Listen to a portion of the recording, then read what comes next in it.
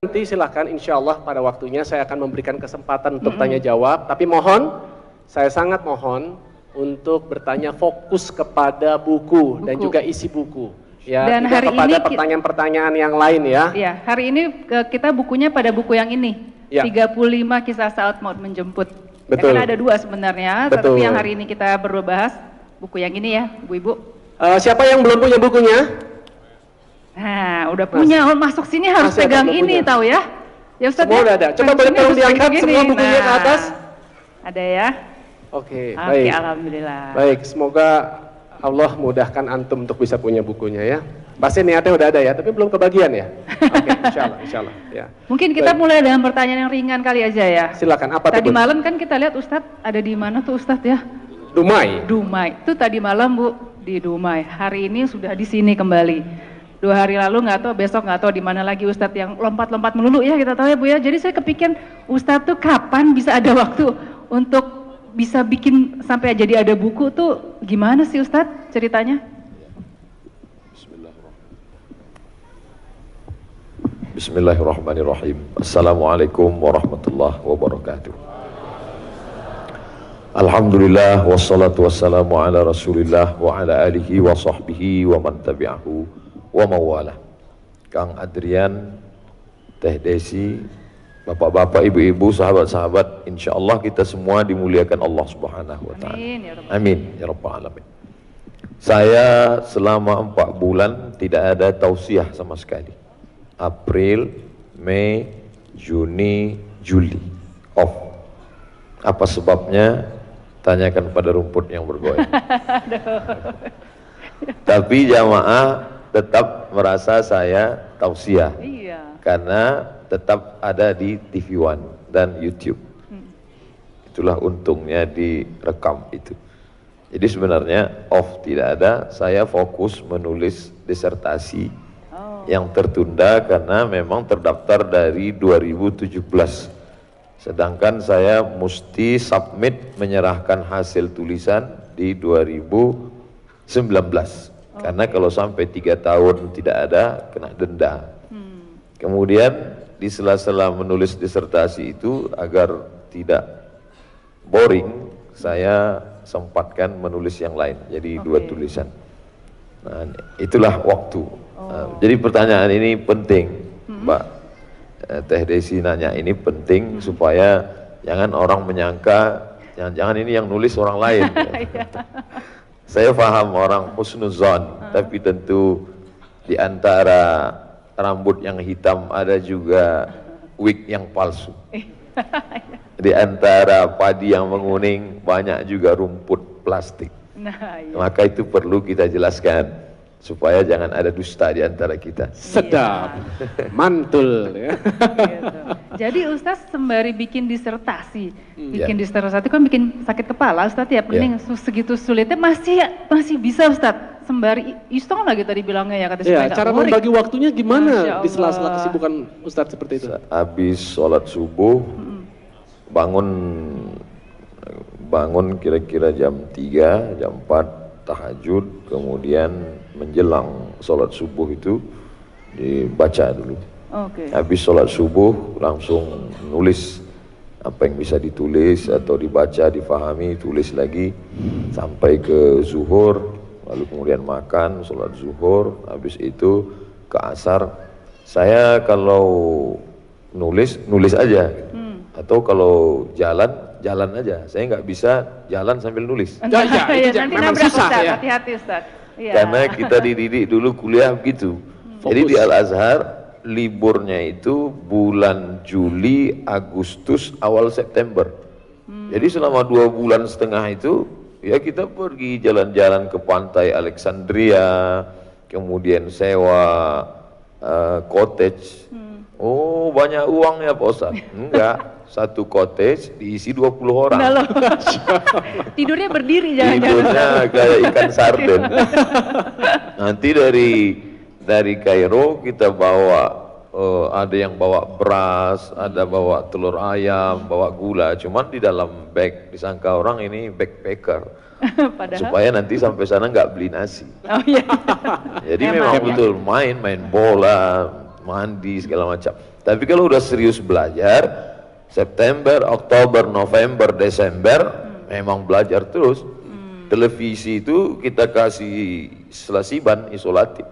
Oh. Di pintu tulis dilarang bertamu. Jadi pendidikan itu yang saya dapatkan. Nanti kalau sedang nulis, ya fokus nulis. Kalau sedang jalan, ya jalan. Masya Allah. Jadi pendidikan yang dulu di pesantren, di sekolah, di kampus, itu ternyata membentuk kita. Oke.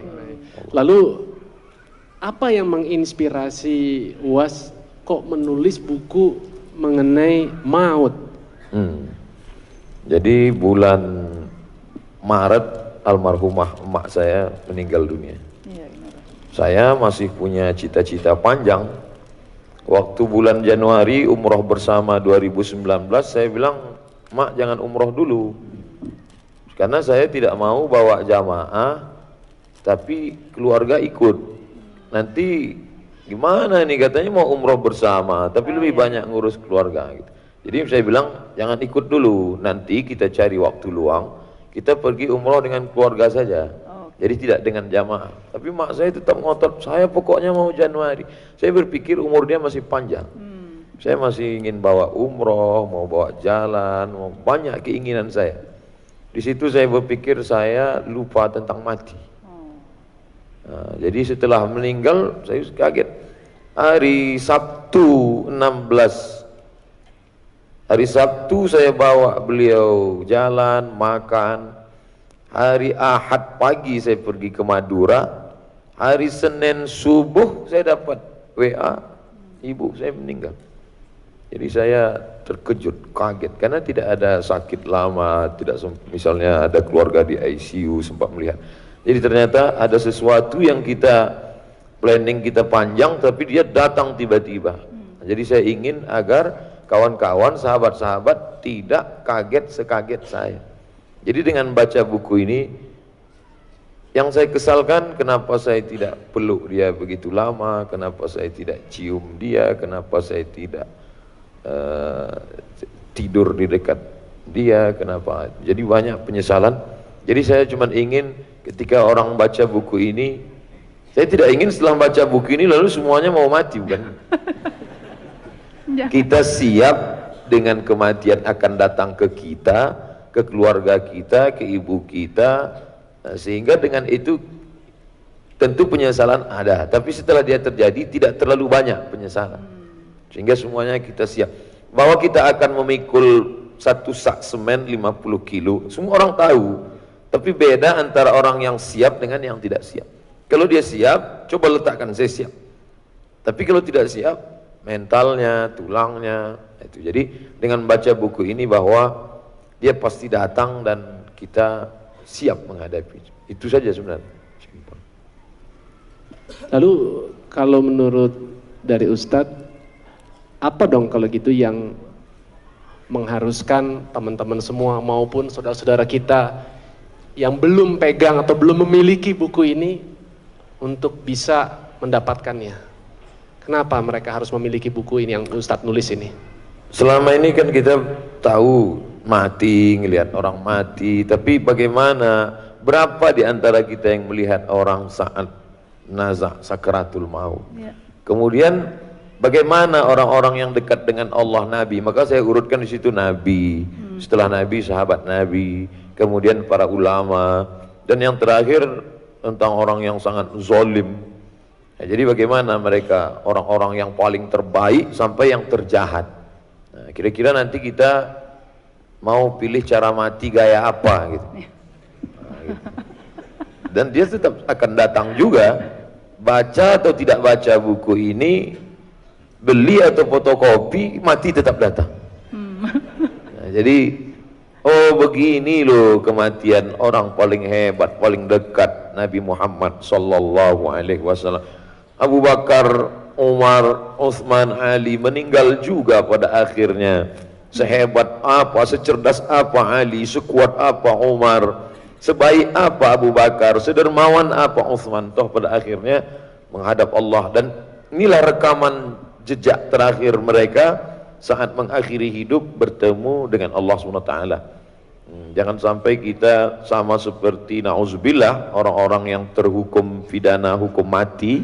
Ketika ditanya mau mati mau apa, ada yang mau makan mie ayam, ada yang mau makan es buah, karena dia menganggap inilah kehidupan yang terakhir, menghabiskan selera, selesai, habis itu ya udah jadi tanah. Padahal kita tidak begitu. Saya ingin setelah membaca buku ini, orang justru bersemangat untuk mencari harta sebagai bekal menghadap mati, semangat menyekolahkan anaknya sebagai bekal supaya mereka berdoa, beramal soleh, amal yang ngalir. Setelah baca buku ini makin semangat hidup. Jangan sampai Kang Adrian, Teh Desi pulang dari sini lalu ya udahlah kita tunggu aja lah mati ini. Pasrah gitu Bang. Pasrah, tidak begitu maksudnya. Iya. Yang selama ini bisnis, orientasi bisnisnya mau buat rumah, mau beli mobil baru, mau liburan, hanya sebatas itu saja.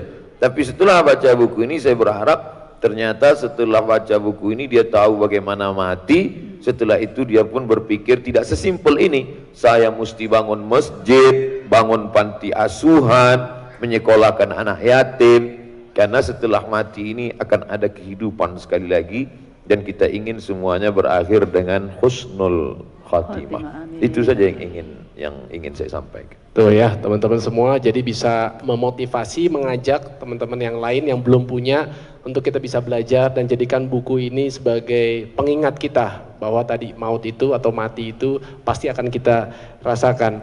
Teman-teman, saya mengajak teman-teman juga, selain buat diri kita, silakan teman-teman nanti bisa cari bukunya, hubungi penerbitnya, beli jangan cuma satu, ya, beli 10, beli 50, ya, dan panitianya UAS mana?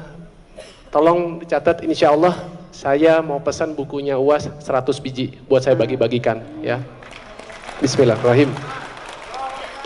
Nggak ada artinya apa-apa, saya yakin teman-teman banyak yang jauh lebih bisa melakukan hal-hal yang lebih baik daripada saya. Saya hanya sekedar menjadi motivasi aja buat membawakan kebaikan kita semua. Amin, amin, rabbal alamin.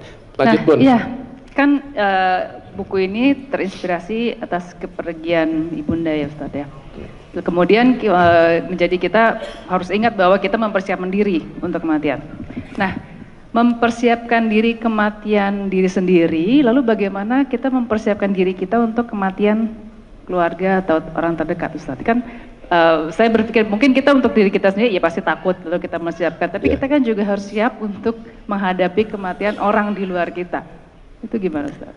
Filosof, pemikir selevel Socrates, Demokritos, Thales, Aristoteles berpikir tentang konsep negara, berpikir tentang bagaimana etika, berpikir tentang Tuhan, tapi mereka paling takut cerita tentang mati.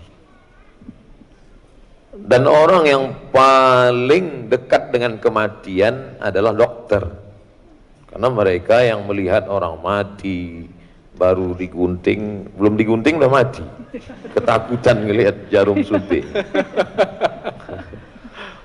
Tapi banyak juga yang tidak mengambil pelajaran dari kematian itu. Bahkan lebih gila lagi, tukang gali kuburan matinya sangat mabuk, kan sangat kontra. Mestinya kan dia yang paling banyak mengambil pelajaran dari kematian, dia yang gali kubur. Kemarin yang tukang gali kubur gimana matinya? Mabuk sakau Pak Ustaz. Artinya dia tidak ngambil pelajaran. Nah, makanya dalam ungkapan dikatakan waqafa bil mauti wa'iza, cukuplah kematian sebagai nasihat. Jadi sebenarnya buku ini juga untuk meringankan beban suami. Kok buat suami? Yang selama ini misalnya kalau liburan, papa kita liburan kemana? Jadi setelah baca buku ini insya Allah, Jadi nggak kepengen liburan? kata dia, oh, liburan kita belikan buku ini, kita sedekahkan ke anak yatim. Alhamdulillah, Masya Allah. Uang yang kemarin untuk beli tas kulit itu, kata dia, yang DP-nya kreditnya sebulan hanya sekian-sekian itu, nah itu kita santunkan untuk fakir miskin. Mantap, Alhamdulillah bukan keluar dari mulut saya. Ya, dengar ya Bun ya. Orang udah dibeli tadi itu buat 100 buku ya. Jadi dia lebih berpikir ada yang lebih, bukan berarti dengan begini jadi orang tidak liburan, Ya. orang tetap shopping, tapi mungkin shoppingnya ya pas mau Idul Fitri aja. Sama Idul Adha boleh deh, Idul Adha Ustaz, boleh. 2 kali. Gitu ya. Iya, bagus banget ya. Ini juga ada satu pertanyaan bagus nih dari jamaah tadi, ada yang minta tolong Mas Adian, tolong dong tanyain ini gitu ya. Gimana kalau kita pas acara di sini, karena tadi kan ceritanya yang memberikan inspirasi UAS untuk bisa sampai menulis buku adalah dari kepergian ibunda tercinta. Bagaimana kalau di momen yang Masya Allah luar biasa ini, sejenak kita juga berdoa bersama, memohon kembali kepada hadirat Allah untuk ibunda almarhum dari Ustadz Abdul Somad.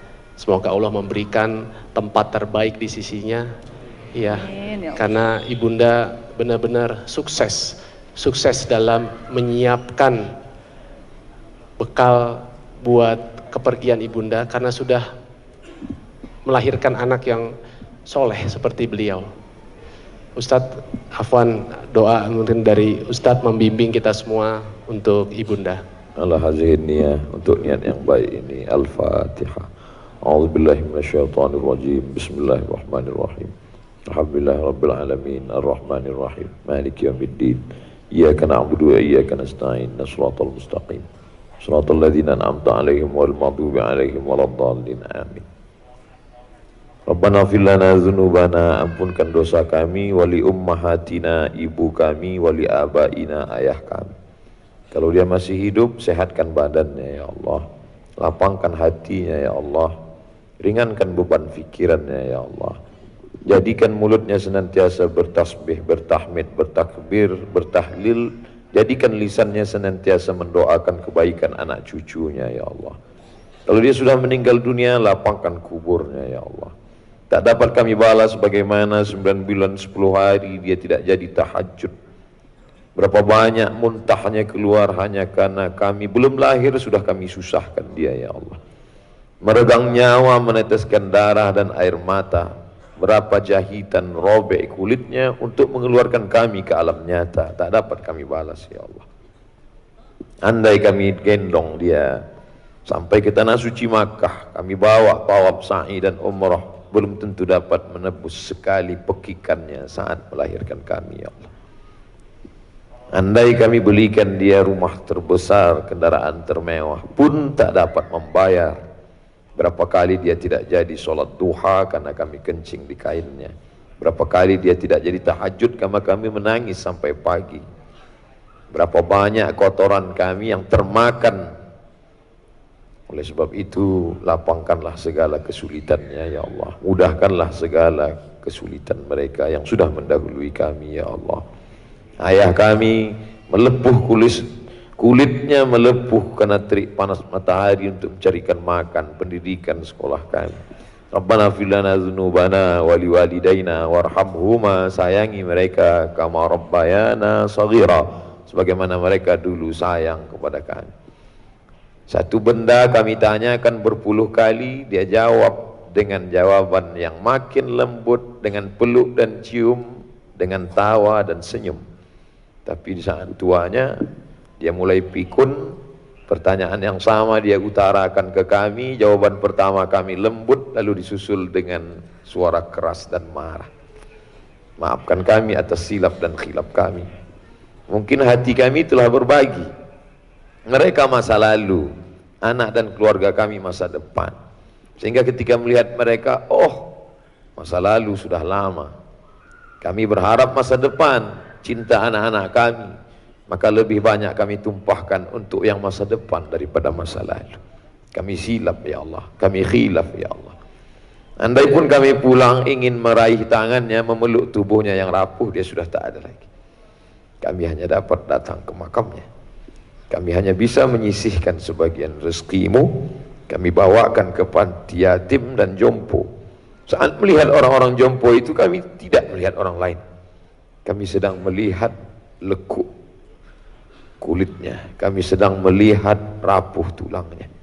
Saat kami cium tangan orang tua, sebenarnya kami tidak mencium tangan orang lain, tapi kami sedang mencium tangan ayah dan ibu kami. Oleh sebab itu ya Allah, kami tak tahu setelah mereka pergi, apakah kami akan berjumpa lagi. Setelah mereka tak ada, barulah terasa bahwa hidup hampa. Dulu semuanya diceritakan kepadanya. Dari mulai keramaian, kesenangan, sampai tetesan air mata pun kami ceritakan padanya. Tapi setelah dia pergi, cerita tetap berlanjut di akhir sholat, bahkan di dalam sujud. Tapi tak lagi ada jawaban. Dulu ada jawaban dan doa, sekarang tak lagi. Allahumma la taj'alna minal mutakabbirin. Jangan menjadikan kami orang yang angkuh, sombong, karena tak pernah menilai budi baik mereka di hadapan kami. Maafkan silap dan salah kami ya Allah. Mudah-mudahan kami yang masih punya orang tua, masih hidup, dapat membalas kebaikan mereka. Dan yang sudah meninggal, kami hanya dapat mengirimkan sedekah, mengirimkan amal jariah.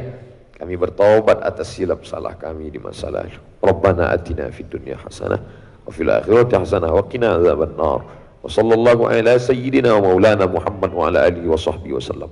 Walhamdulillahi rabbil alamin. Barakallahu. Alhamdulillahi rabbil alamin. Lega rasanya. Jadi kepengen pulang nih ya. Pengen langsung cium tangan ibu dan bapak yang alhamdulillah masih diberikan kesehatan. Baik, kita kembali lagi ke ngobrol-ngobrol ya. Iya. Ini mengenai judulnya, Bun. Nah, 35. Kenapa cuma 35, Ustaz? Dulu saya ada tulis buku 77 tanya jawab sholat. Kebetulan saya lahir tahun 77. Sama dong kita, Ustaz. Tapi kok kelihatannya awet mudaan saya, tak? Iya. Masya Allah. Ampun, jangan.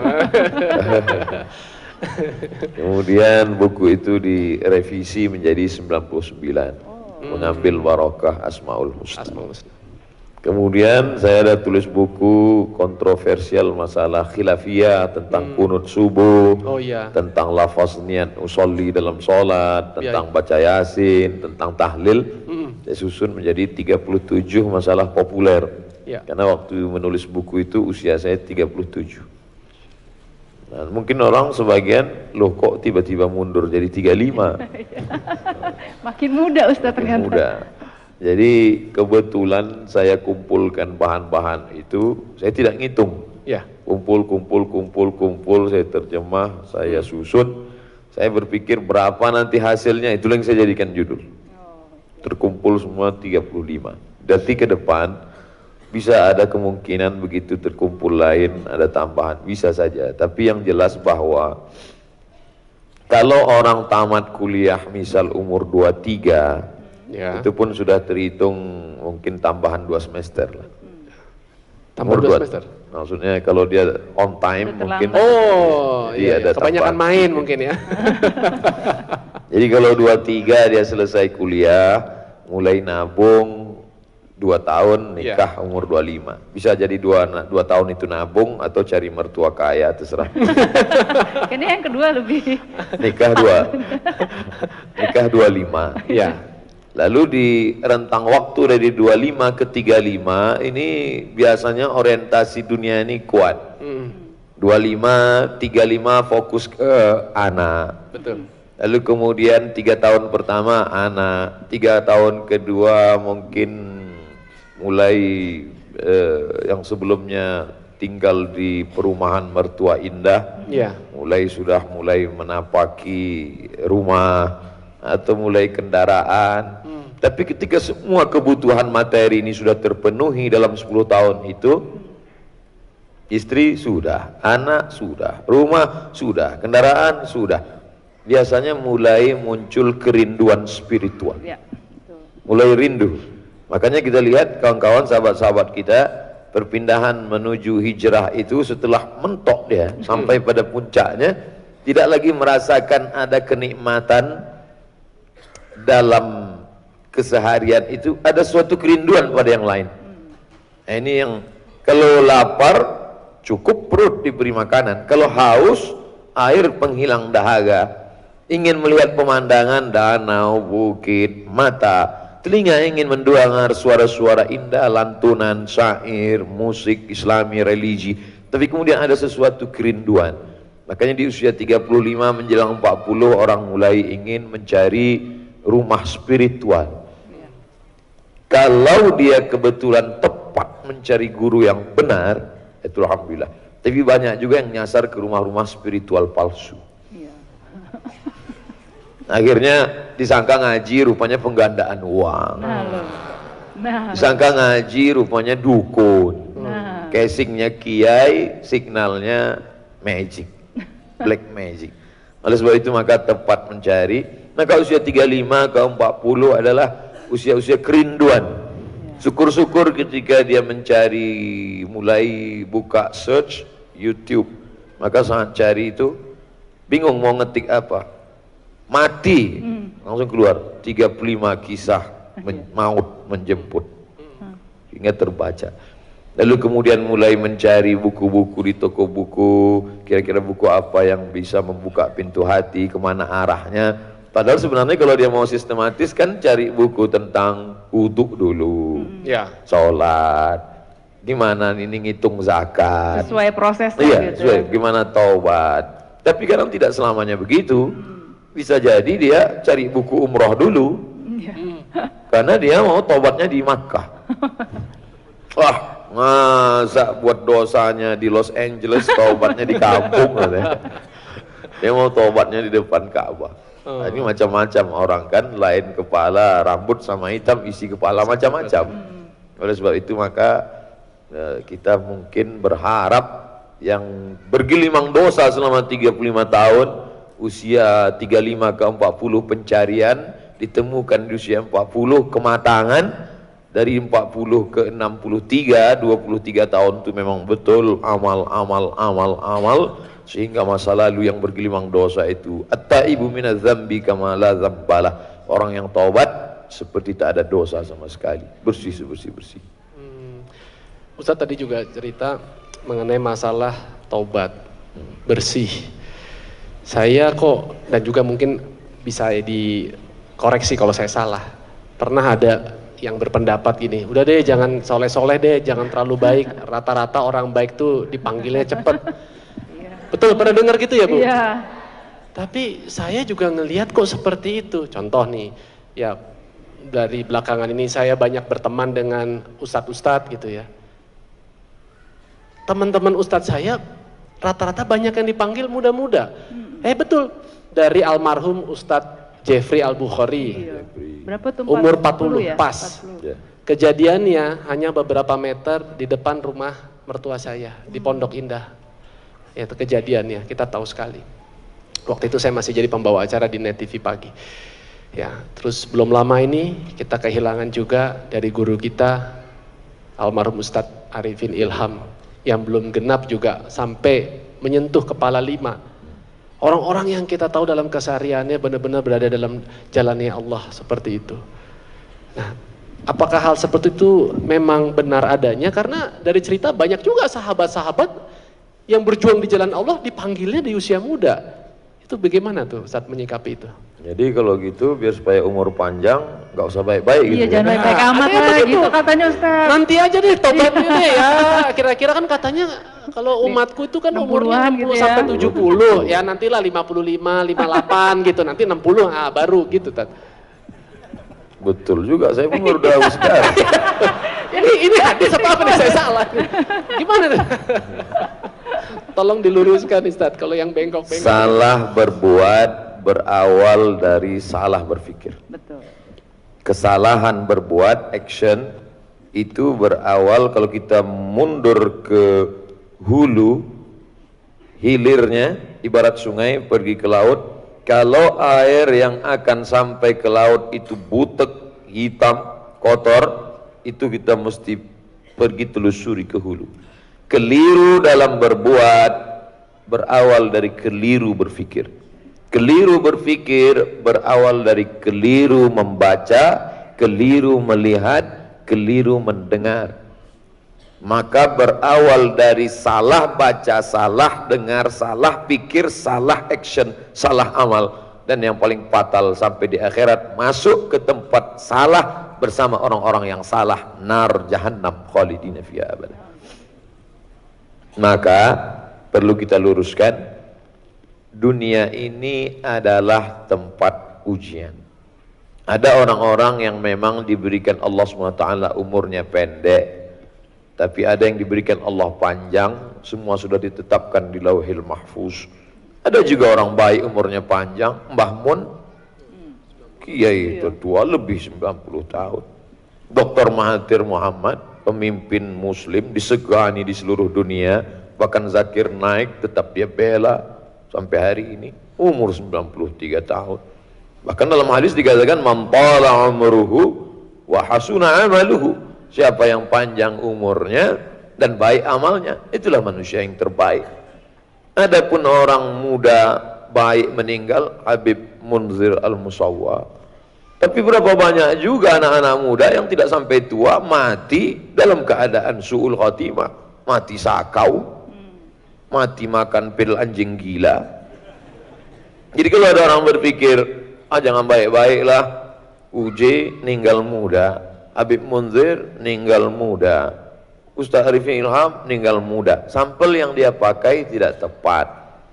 Lalu kenapa dia berpikir seperti itu? Setan berhasil. Allazi yuwaswisu fi sudurin nas minal jinnati wan nas. Jadi yang bisik begini ini dua, jin dan manusia. Termasuk Kang Adrian sudah dibisikin nas. Alhamdulillah hari ini kita ketemu, ternyata bisikan-bisikan teman-teman tadi. Jadi kalau nanti setelah ngaji ini tetap ada nas yang ngomong begitu, ente nggak usah hijrah lah, nggak usah lah ikut sama artis-artis hijrah Kang Adrian, toh yang cepat ninggal tuh yang hijrah-hijrah. Maka bacalah ayat kursiku cepat-cepat. Allahul qayyum la ta'khudhuhu sinatun. Karena bisikannya tidak kepada kebaikan. Oleh sebab itu kita pahami hakikat hidup dalam Quran.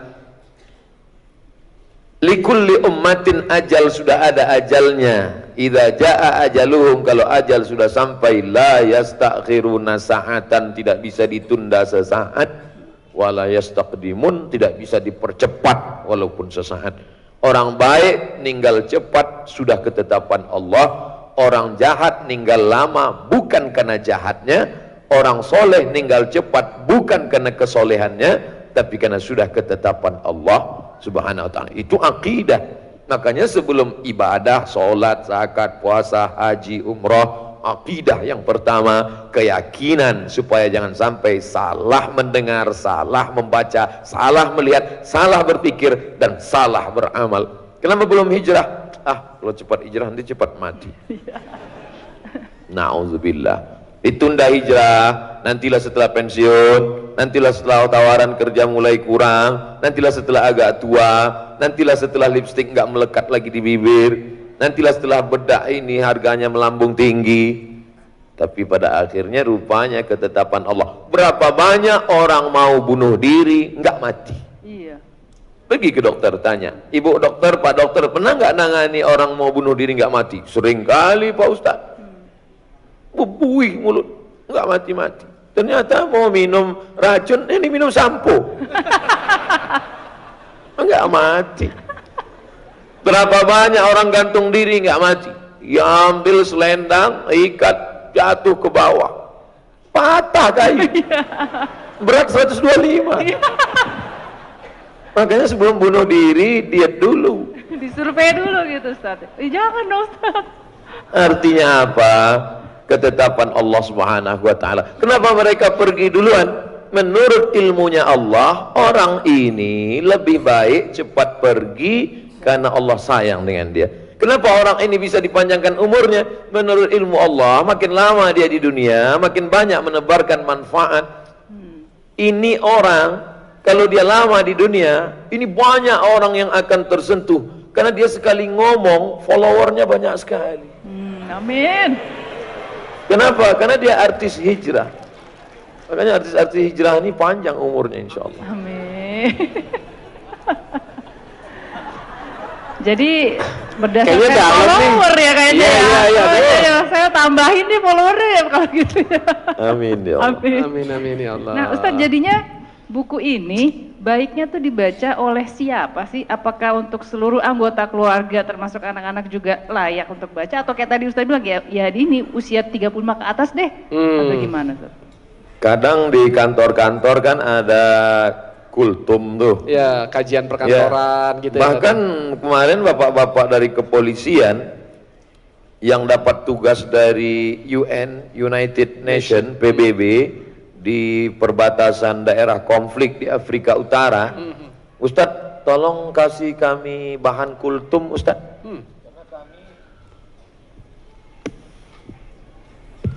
Itu menunjukkan kematian tidak melihat usia. Ya baru sebentar ya.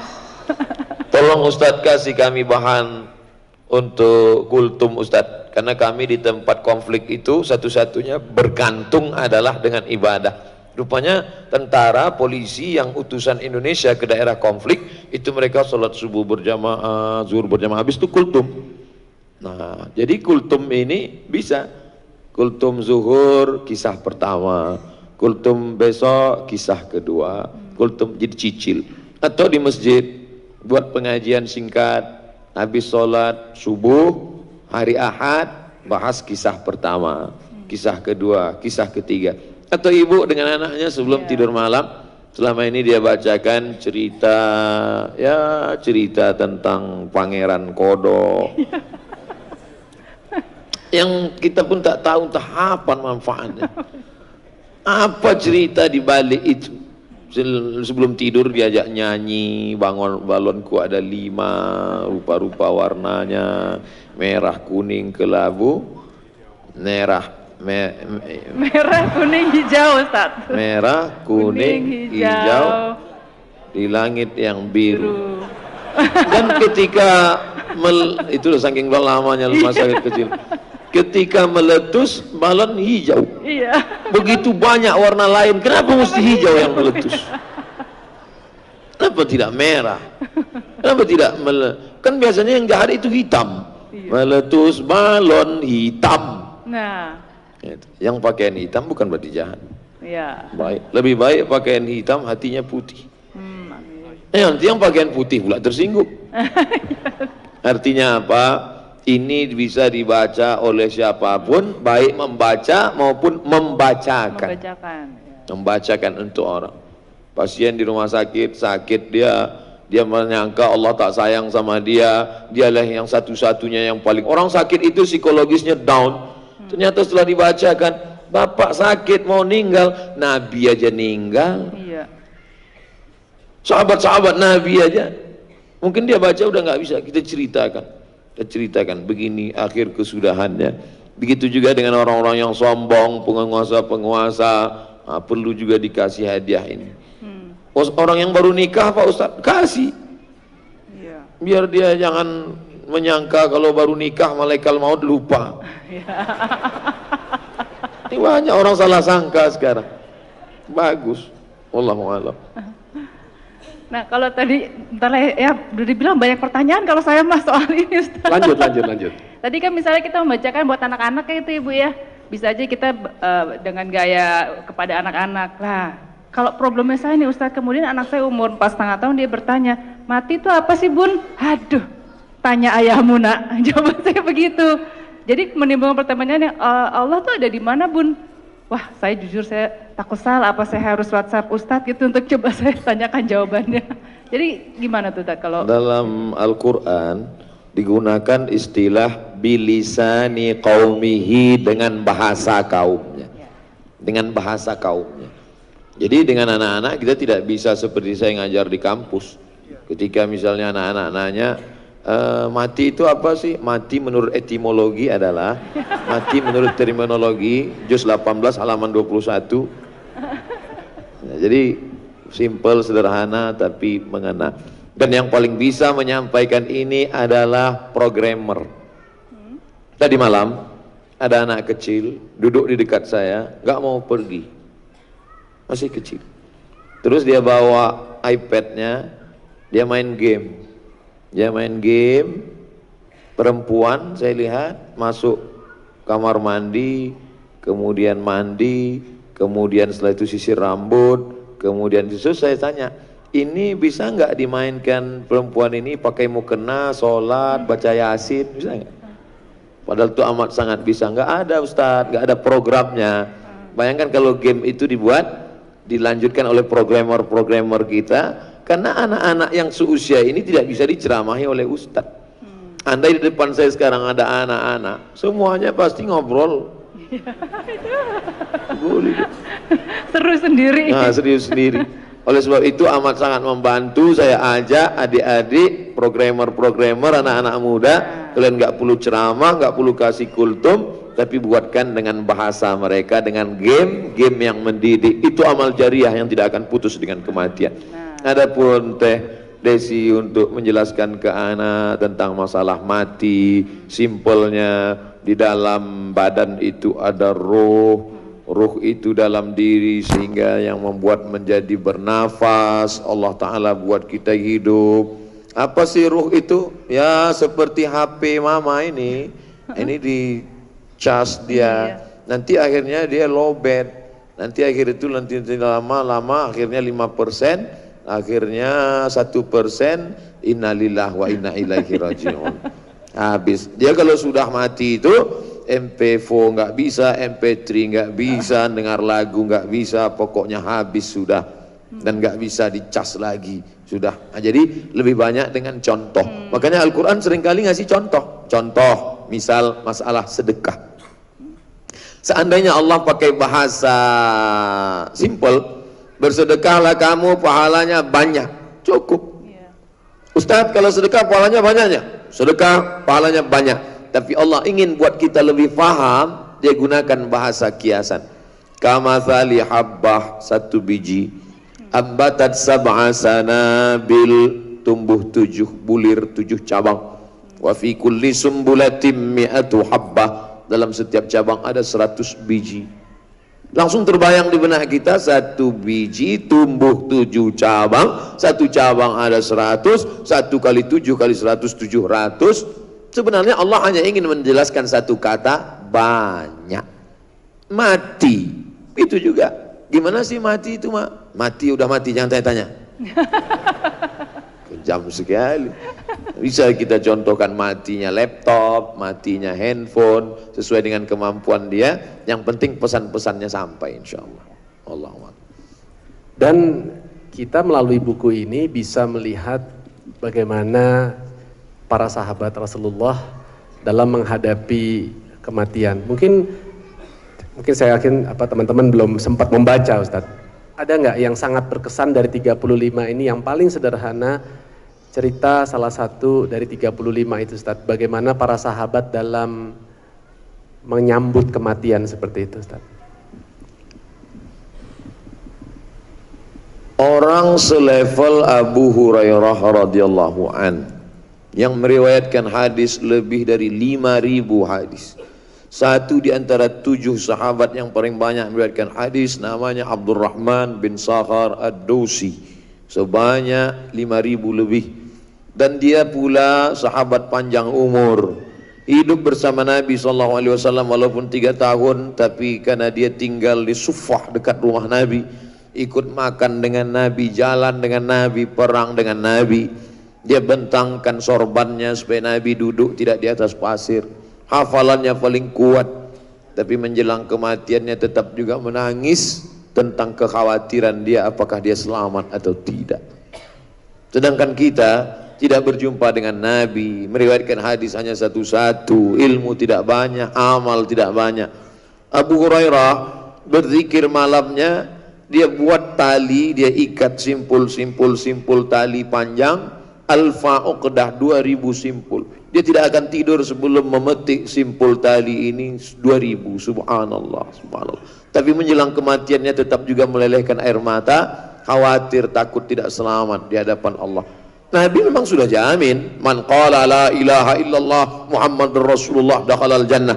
Siapa yang mengucapkan la ilaha illallah Muhammad Rasulullah, maka dia tetap masuk surga. Jaminan dari Allah. Ya, Allah menjamin semua kita ini selamat masuk surga. Amin. Amin. Ya. Tapi dalam hati kita ada kekhawatiran, apakah aku ini masuk ikhlas tulus, apakah ibadahku ini diterima Allah. Jadi sebenarnya kita sedang mengukur bayang-bayang kita, sedang melihat diri kita jauh di bawah Abu Hurairah. Mestinya air mata kita lebih banyak menangis, mestinya kita lebih takut dan kita lebih bersemangat untuk beramal. Saya ambil contoh itu karena beliau salah satu yang banyak meriwayatkan hadis.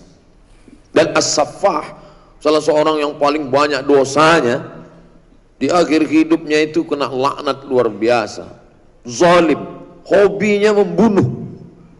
Kita selama ini kita lihat nama hobi badminton, nama hobi nyanyi. Ini enggak, hobi membunuh.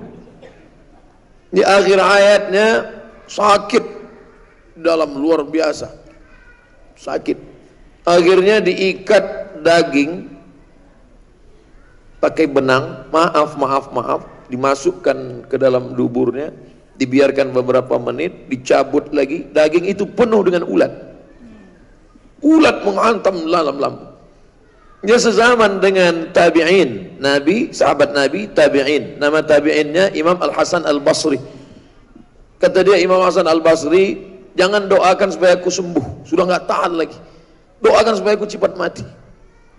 Doa dia menjelang mati, Allahumma firli, ya Allah ampunkan aku, meskipun semua orang berkata bahwa kau tak mungkin mengampunkan aku.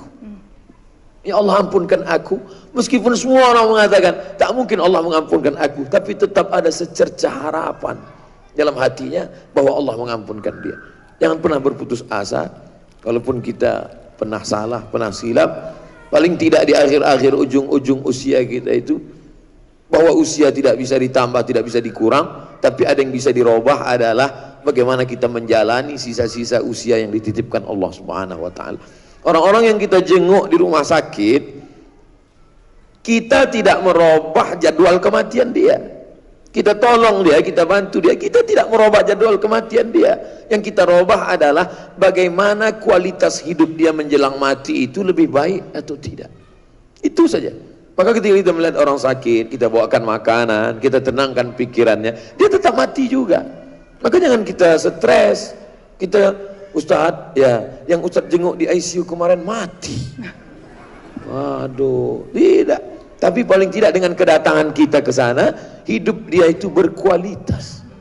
Itu sebenarnya yang ingin kita sampaikan dengan bercerita tentang kematian, dan kita siap juga menyiapkan orang lain. Andailah semua orang takut tentang kematian ini, saya kira KPK tidak terlalu sulit kerjanya. Iya ya.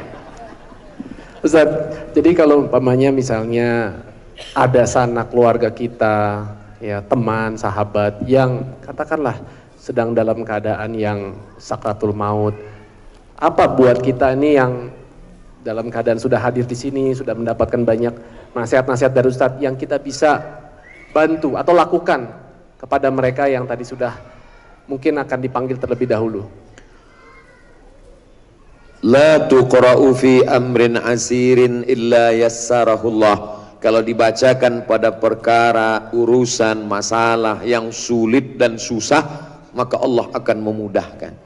Termasuklah susahnya sakaratul maut, menjadi mudah, menjadi ringan ketika dibacakan surat ini. Kata Imam Abul Fida Ismail Ibnu Katsir dalam tafsir Qur'anil Azim, dalam muqaddimah surat Yasin, membacakan surah Yasin di ruang ICU, di rumah sakit, izin sama perawat, bacakan Bismillahirrahmanirrahim, Yasin wal Qur'anil Hakim, innaka laminal mursalin ala siratim mustaqim tanzilal azizir rahim. Meringankan dia. Kemudian orang yang berada di sekelilingnya itu semuanya berzikir.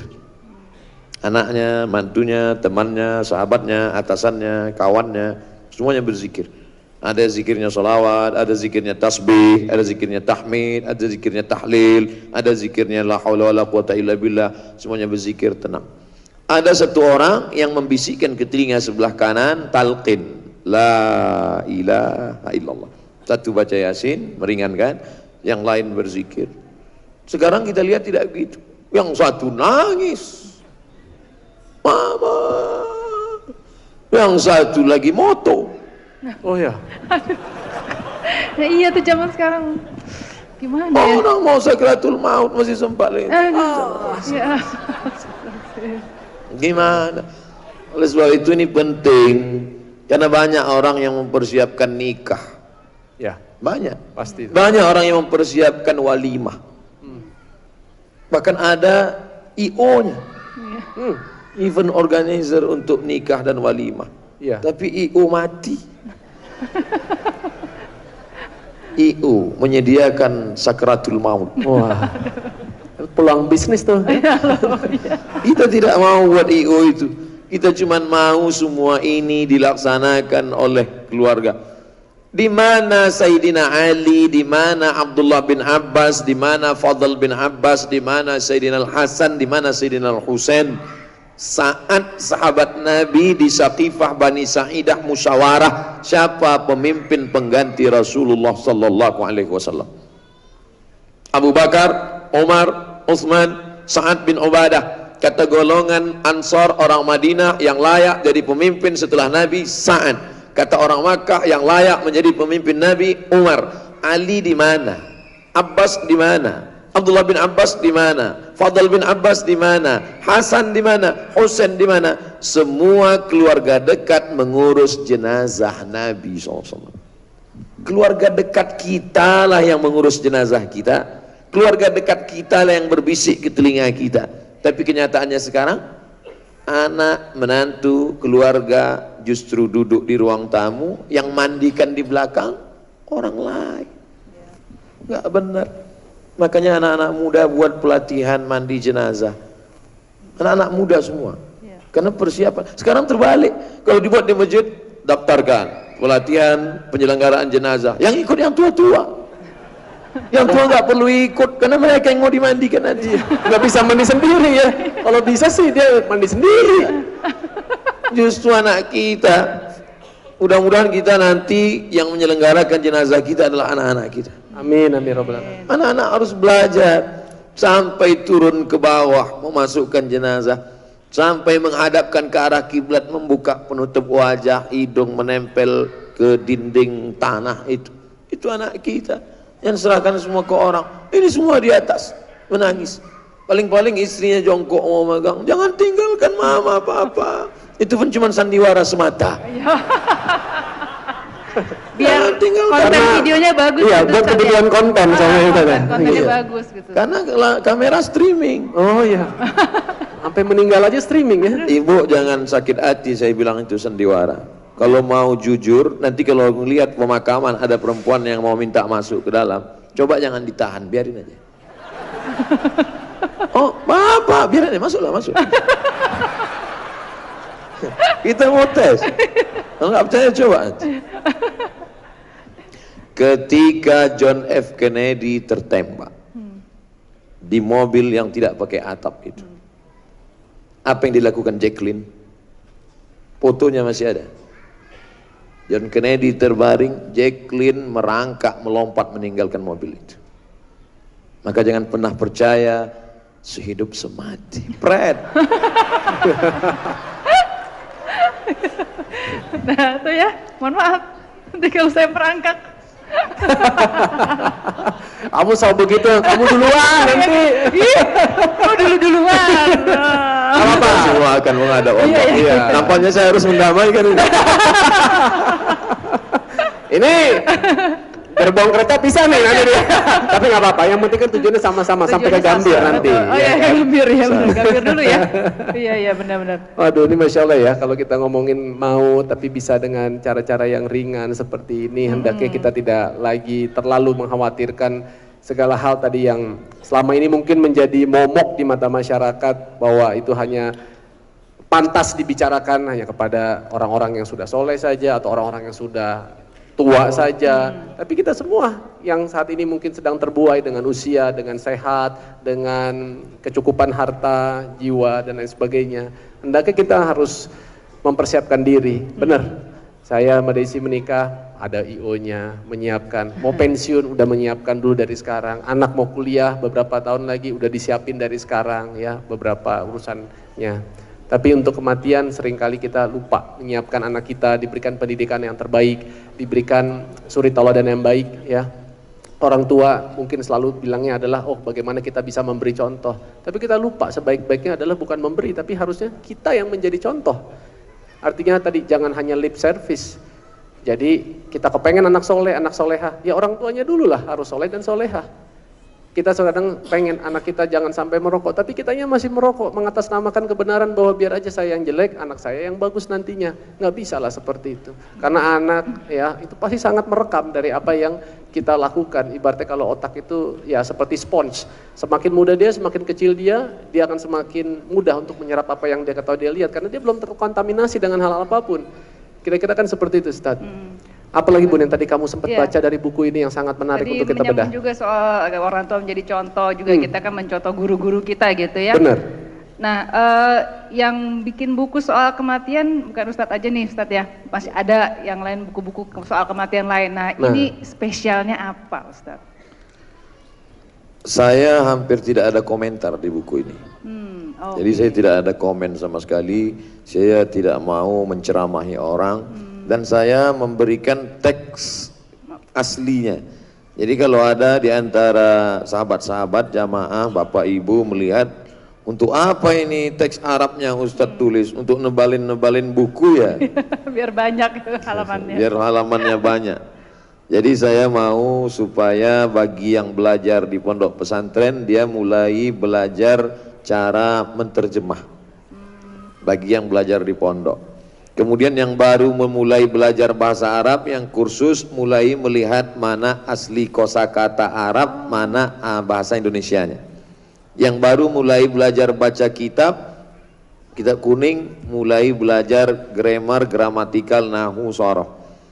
Lalu kemudian nanti kalau ada tuduhan soman Ustadz hoax, nih bukti. Beliau menulis dengan dalil, ada kitabnya, ada halamannya, ada juznya, ada penulisnya, ada referensinya. Bukan ngawur, bukan menurut saya, siapa kita. Jadi benar-benar saya ambil dari referensi yang terpercaya dari kitab-kitab para ulama, supaya kita bicara berkualitas, bergizi, dan masyarakat ini cerdas. Target yang ingin dicapai tidak muluk-muluk. Selesai baca buku ini, mungkin yang dulu kalau 1 tahun bajunya 2 lemari, sekarang sudah mulai setengah lemari. Setengah lemari. Yang 1,5 lagi, dia shopping juga, tapi untuk kain, baju, tetap budgetnya tidak berkurang. Cuman sudah berubah alokasi dananya, 25% untuk baju dia, yang 75% kirim ke panti jompo, baju anak yatim, baju awal sekolah. Jadi tetap judulnya tetap beli baju. Tetap beli baju. Tapi ada baju yang dipakai di dunia, ada baju persiapan di akhirat. Tapi memang benar Ustadz ya, kalau segala harta kita yang kita kumpulkan itu memang nanti kan harus dipertanggungjawabkan. Semakin banyak, semakin berat timbangannya gitu, atau pertanggungjawabannya itu Ustadz. Seandainya makin berat timbangan, ini banyak orang salah paham ayat. Fa amma man saqulat mawazinuh, siapa yang berat timbangannya, fa huwa fi 'ishatir radiyah, maka dia hidupnya diridhai Allah. Kalau gitu saya tidak diridhai Allah, karena saya paling ringan. Iya, betul-betul. Jadi yang dimaksud dari ayat itu apa? Akan dinilai kebaikan dan keburukan. 25% kebutuhan kita, karena kita pakai celana, pakai baju, pakai jilbab, pakai jubah, dan yang lain adalah terhitung sebagai sedekah-sedekah kita berikan. Itulah yang akan menolong di hadapan Allah SWT. Oke, jadi buat teman-teman semua, mungkin kalau yang lemarinya masih kepenuhan, coba dipikirkan untuk mulai dikurang-kurangin, ya disedekahin, karena mungkin bukan bajunya itu sudah tidak layak, justru sangat layak, tapi kita lupa, begitu dicuci, yang dipakai, ya itu lagi, biasa begitu kan? Iya, tadi saya pikir Ustadz mau bilang 1,5 lemari lagi isinya kain kafan, enggak ya? Enggak segitunya ya, aduh. Menyiapkan kain kafan boleh. Boleh. Itu makanya sultan-sultan di Turki itu sorbannya besar-besar sekali. Kalau kita bandingkan dengan sorbannya almarhum Habib Munzir, Habib Rizik Syihab, sorbannya tidak terlalu besar. Tapi sorbannya sultan-sultan Turki besar sekali. Ternyata sorban sultan Turki itu kain kafan. Kain kafannya itu dia ikatnya di kepala supaya dia berkuasa, kekuasaannya dipakai untuk bekal setelah mati. Pakai. Tapi jangan nanti ibu jilbabnya kain kapan. Itu dia. Tetap aja. Tetap. Jangan-jangan mempersiapkan itu ya. Ini kalau kita lagi dengar acara seperti ini, membahas hal-hal seperti ini, rasanya ya hati kita, iman kita tuh terpaut dengan yang namanya kematian. Tapi iman ini kan naik turun juga, Ustaz. Keluar dari tempat ini, waduh, ngantri Grab, naik Gojek, waduh, udah terganggu dengan urusan dunia. Nanti sampai rumah, anak ini, suami begini, bisa aja lupa. Apa tips dari Ustadz kira-kira yang membuat kita bisa terus istiqomah supaya kita bisa terus ingat bahwa kematian itu akan selalu menyertai kita kemanapun kita pergi? Itulah pentingnya kita beramal jama'i, beramal bersama. Sehingga terwujud komunitas Gojek syar'i, komunitas bakso syar'i, komunitas rumah makan syar'i, komunitas mall syar'i, sehingga nanti segala aktivitas kita semuanya nilai syar'i. Bukunya syar'i. Pulang dari sini naik Gojek, Gojeknya syar'i. Gimana Gojek syar'i itu Pak Ustaz? Gimana ya, sambil mikir. Lalu kemudian ketika kita nanti belanja ke tempat perbelanjaan syar'i, sampai akhirnya secara total 24 jam semuanya bernilai syar'i. Walaupun nampaknya kita terpisah-pisah, tapi bahwa iman naik turun, ya. Datang sahabat Nabi menjumpai Nabi Muhammad sallallahu alaihi wasallam. Ya Rasulullah, kami kalau duduk dengan engkau iman kami terasa full, tapi begitu kami pulang ke rumah bercanda dengan keluarga di rumah, kenapa tiba-tiba kami merasa lemah? Apa kata Nabi? Lau kuntum kama kuntum lasafahatkumul malaikah. Seandainya iman kamu di depan aku ini begitu terus tidak turun-turun, malaikat akan turun bersalaman dengan kamu. Artinya sahabat yang selevel sahabat Nabi saja imannya begitu, apalagi sahabat UAS. Jadi ini manusiawi. Tinggal lagi kita memilah-milih kira-kira aktivitas kita ini mau syar'i atau tidak. Nonton acara, acaranya syar'i. Nonton YouTube, YouTube-nya syar'i. Nonton acara film, filmnya syar'i. Teman-teman kita sudah mulai membuat itu. Baca novel, novelnya syar'i. Ketika cinta bertasbih di bawah mihrab cinta, nanti keluar ketika cinta bertalqin. Jadi sehingga nanti total semuanya bernilai syar'i insyaallah. Amin. Itu ya, sekaligus juga untuk sebagai pengingat bahwa dalam hati ini memang mungkin dalam keseharian kita belum benar-benar menunjukkan keberpihakan kita kepada sesuatu yang sifatnya syar'i. Kita masih menggunakan hal-hal yang sifatnya umum, konvensional, yang terus memberikan kenyamanan, kemudahan kepada keseharian kita. Padahal tugas kita sebagai umat muslim adalah mengedepankan adab-adab, akhlak-akhlak, dan juga apa yang memang Allah sudah gariskan, yang insya Allah itu akan memberikan keselamatan kepada kita dunia dan akhirat. Jadi teman-teman, pada saat kita berhijrah, ya artinya bukan hanya hijrah dimaknai perpindahan tempat. Kalau zaman dulu ya Nabi dari Mekah ke Madinah, karena pada saat tantangan menghadapi dakwah yang sulit, kemudian Nabi pindah. Itu pun juga kalau nggak salah Nabi itu dalam waktu berapa ya? Kalau nggak salah 10 tahun, hanya berapa jumlah sahabat? Kalau nggak salah itu hanya belasan ya Ustadz ya. Coba perjuangannya setelah Nabi umur 40 tahun, kemudian akhirnya mendapat wasiat kenabian, perjuangan seperti itu. Nah tapi kalau kita yang tidak, artinya hijrah itu bukan berpindah seperti layaknya Nabi, tetap memiliki tanggung jawab untuk bagaimana kita berproses untuk mengedepankan hal-hal yang memang diperintahkan oleh Allah. Apa yang dilarang, ya kita jauhkan. Apa yang mengandung katakanlah di situ riba, kita tinggalkan, karena itu diharamkan. Sekarang contoh, misalnya sudah ada bank, ada konvensional, ada syariah, ya kita umat muslim harus beralih kepada yang syariah, gitu. Tapi kan karena lebih nyaman di sini fasilitasnya. Sekarang kalau nggak dari kita, siapa yang akan memperjuangkan itu? Orang-orang yang bukan umat muslim, mereka tidak akan masuk menjadi nasabahnya di situ. Contoh demikian. Kalau kita tadi sudah ada tempat fasilitas olahraga yang lebih menjaga adab-adab keislaman kita, kita dukung. Walaupun katakanlah fasilitas saat ini belum semewah atau senyaman yang itu, kita dukung ke sana. Semakin banyak yang ada di situ, semakin akan bisa lebih maju. Kayak kemarin saya hadir di sini, Masya Allah saya nggak nyangka ada acara namanya Hijab Market. Di situ saya melihat perputaran bisnis yang Masya Allah luar biasa. Ada yang kasih testimoni ke saya, satu stand itu dia 3 hari penjualan 2 miliar. Demi Allah 3 hari. Itu kemarin ada 140 stand. Jadi kalau umat Islam itu mau bersatu, mau mendukung acara-acara semuanya yang mempersatukan uhuwah keislaman kita, kita nggak akan mudah untuk diombang-ambing, nggak akan mudah dihantam sama badai seberat apapun. Dan hati-hati teman-teman, ya sekarang ini tantangan kita ini adalah bukan lagi sesuatu yang nampak, sesuatu yang tidak nampak itu juga banyak. Apa yang terlihat di sekitar kita manis, belum tentu di belakangnya seperti itu. Kewaspadaan harus kita jaga. Kewaspadaan kita terhadap dunia, kewaspadaan kita juga terhadap dalam menghadapi kematian seperti ini yang bisa datang menjemput kita kapan kita sadari.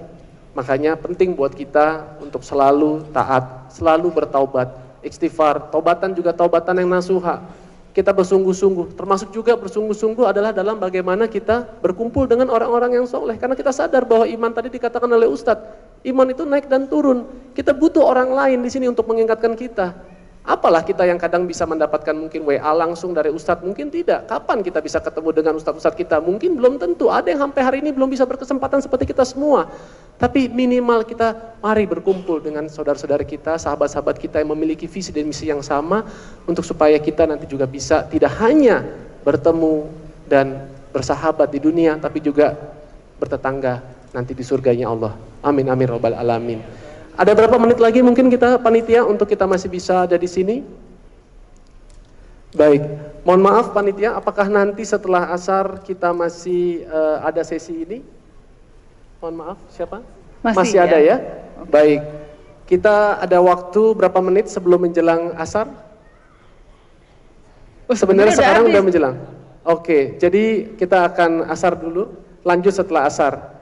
Baik, sesuai dengan janji kita ya Bun ya, bahwa nanti berikutnya adalah kesempatan buat antum semua ya, Uhi dan Akhti, Akhi dan Ukhti, untuk kita bisa bertanya. Jadi tolong siapkan dalam baiknya mungkin secari kertas, tapi kalau tidak ada nggak apa-apa, nanti insya Allah saya akan memberikan kesempatan dari masing-masing sisi untuk kita bisa bertanya langsung kepada Gurunda Ustadz Abdul Somad. Ya, kepada waktu dan tempat saya persilakan kepada saudara-saudaraku semua untuk bersiap-siap mengambil wudhu, melaksanakan sholat asar secara berjamaah. Nanti setelah itu kita kumpul lagi di sini sesaat setelah sholat. Mungkin demikian Ustadz. Ya. Baik, assalamualaikum warahmatullahi wabarakatuh. Waalaikumsalam warahmatullahi wabarakatuh.